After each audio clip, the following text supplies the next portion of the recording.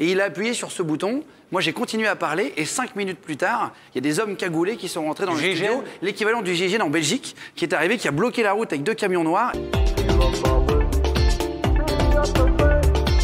On va jouer avec l'abus de confiance. L'abus de confiance, c'est le mensonge et l'arnaque. Les chroniqueurs sont-ils des arnaqueurs? Qui est le meilleur arnaqueur? Nous allons le voir, chacun va venir raconter une histoire. Un auditeur va être au téléphone. S'il dit l'histoire est vraie, qu'elle est vraie, il gagne une clé qui correspond à un de ses coffres. J'ouvrirai le coffre, il gagnera ce qu'il y a à l'intérieur, à la fin, avec toutes les clés. Gilles, de quoi s'agit-il?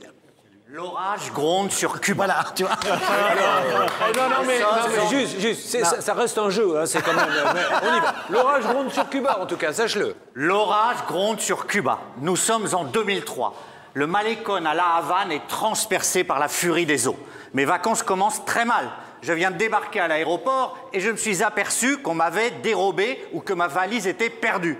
Donc je vais voir les responsables de la compagnie d'aviation qui me disent « Mais voilà, on prend note, elle est peut-être égarée, on ne sait pas. » Bref, je me rachète quelques habits comme ça vite fait et j'arrive à mon hôtel. Je passe une soirée catastrophique. Le lendemain matin, coup de bol, j'ai toujours pas ma valise, mais je vois un gars qui porte ma chemise. Pourquoi je sais que c'est ma chemise? Parce qu'il n'y a que moi pour porter des chemises hawaïennes ridicules. J'ouvre juste une parenthèse. Je souhaite pour toi qu'il ait la bonne clé parce que les autres ne passeront pas. Allez, continue. Je n'ose pas aller voir le gars, mais je vais voir la direction de l'hôtel. J'ai dit, mais j'ai perdu, en espagnol, j'ai perdu ma valise hier. Et là, je vois un gars qui a ma chemise, donc il a ma valise. Allons fouiller sa chambre. Le directeur de l'hôtel ne veut pas, je le convainc. On frappe à la porte du gars. Je vois le gars qui était français, en plus je le reconnais, il était dans l'avion d'hier, et je lui dis, vous avez volé ma valise. Et le gars dit non. On fouille la chambre, on fouille tout, et évidemment, ce n'était pas ma valise. Voilà, il avait ma chemise. C'était tout ça, c'est ça la chute. Mais absolument. Ah ouais, d'accord, très bien. Alors, à ton avis, Alison... J'ai cru que le gars allait me tuer, il était furieux. Il aurait dû, c'est bien, ce qu'on lui reproche. Alison, arnaque ou vérité? Ça, c'est pas possible. Moi, je pense qu'il nous arnaque. C'est de l'arnaque, Gilles? C'est de l'arnaque totale. C'est de l'arnaque totale, tu gagnes la clé numéro 1. C'était en 1989. 20 secondes, hein. Ouais, 1989. Je suis journaliste pour la première fois. Je vais au Festival de Cannes. Et figurez-vous que j'étais à l'époque je travaillais dans un supermarché. Donc je me suis débrouillé comme je pouvais. Et figurez-vous que j'y suis allé dans l'avion du président de la République. Au supermarché? Non, pardon, au Festival de Cannes. Au Festival de Cannes. Carrément. Ah oui, mais on comprend rien. Voilà, c'est tout, voilà. Donc, il a pris l'avion. Quel président? François Mitterrand. Alors, est-ce qu'il était sympa ce que vous lui avez parlé? J'étais pas avec lui, c'était un avion du GLAM, vous savez, le service de transport du président. Est-ce qu'il vous a fait Christophe comme ça, non? Non, vous l'a pas fait. Bien. Alors, à votre avis, merci, parce que l'imitation était pourrie, mais tu ris quand même. Non, mais...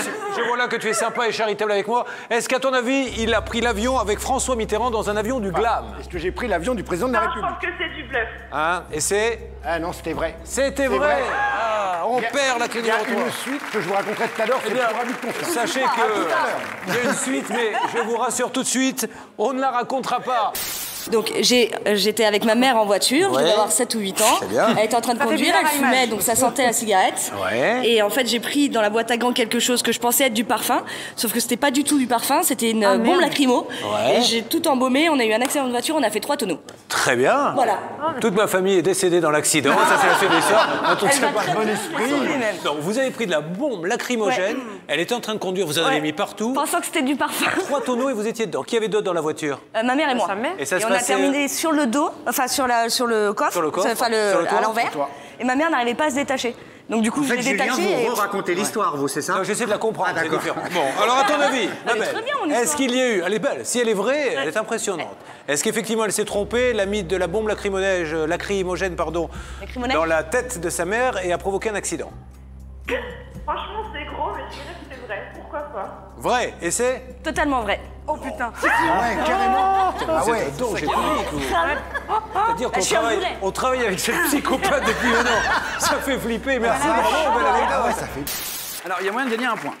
Il m'est arrivé en 2008, quand je commençais dans la radio, il y a des petits boutons sous les tables de mixage pour rappeler, comme dans les banques, si jamais un jour on est attaqué par un mec à main armée. un petit bouton de sécurité. Et on est formé quand on arrive à la radio à l'utilité de ce bouton. Sauf que les stagiaires ne sont pas formés. Et pendant une émission, mon stagiaire nettoyait derrière avec une petite éponge et avec une petite brosse à dents la table. Et il a appuyé sur ce bouton. Moi, j'ai continué à parler et 5 minutes plus tard, il y a des hommes cagoulés qui sont rentrés dans le studio, l'équivalent du GIGN en Belgique, qui est arrivé, qui a bloqué la route avec 2 camions noirs et ils sont montés à une quinzaine à peu près dans le studio avec les lasers. Et c'était mon petit stagiaire qui s'appelait Khalid, que j'embrasse et qui est totalement... Qui était en prison, on le rappelle, actuellement. Il nous regarde avec... vraiment, on essaie de s'habituer. C'est totalement vrai. Est-ce que c'est vrai, est-ce que sans vouloir, Khalid a appuyé sur le bouton et a fait venir la police dans le studio de radio, en Belgique? Ouais, bah chez les pêches, pourquoi pas? C'est vrai? C'est vrai, tout à fait vrai.